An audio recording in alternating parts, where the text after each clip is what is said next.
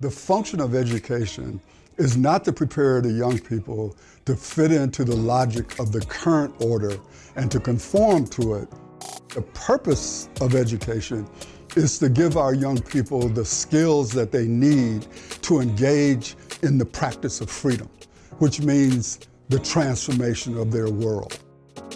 One of our foster children came to our house at 16. It's a tough age for anybody. When he showed up at our house, I think we spent maybe 2 or 3 months hardly speaking. Everybody was a little bit shy, needing to gain trust. One of our foster sons just kind of wore his hood the entire time. It was like his protective shell. We thought he was going to be a junior in high school, not reading very well, so we suggested that, well, maybe you ought to do your sophomore year over again. He didn't think that was a good idea. A couple weeks later, he said, you know, I'm thinking about taking my sophomore year over. And I said, you know, that sounds like a really good idea. And so it took a while to really start to coalesce, you know, as a family, I think. And that same foster son went on to give the graduation speech. I couldn't have been more proud of him. He came so incredibly far, and it takes a lot of courage to do that. The staff at Howard Fuller just really helped him grow and mature and become who he is. He's a really phenomenal young man. Whether we've been in this building or back in the old building, the children who come to us are the children who come to us. And they bring with them all of the challenges that exist in our community. And there's so many things that are happening to these young people before they ever get to us.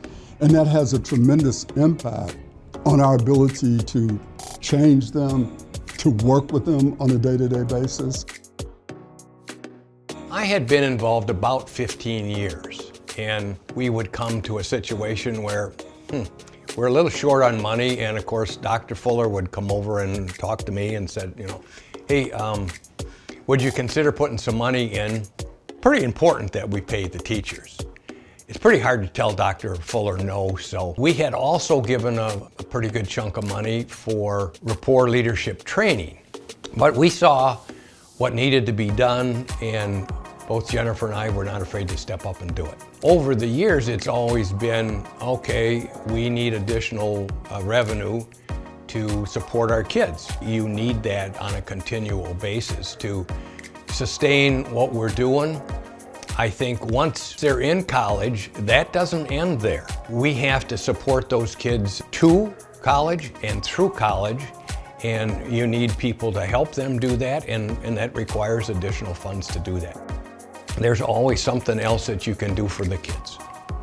The impact that Howard Fuller Collegiate Academy had on our family cannot be overstated. I don't think we could have had the foster kids and been successful as a family. To that point, you know, everything we were doing at home, they were doing at school. And when I say that, I mean the love, the support, the caring, whatever we were doing at home was so backed up there, and vice versa. The kids in this community need this school. They need the caring that they get there. They deserved a first-class building to be in, and they deserve a first-class education. And I think to give this community that kind of school is right and just.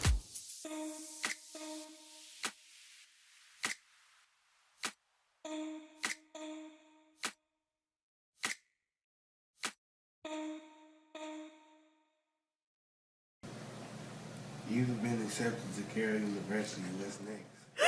All right. Yeah. I mean, There you go, bud. Oh my gosh. yeah.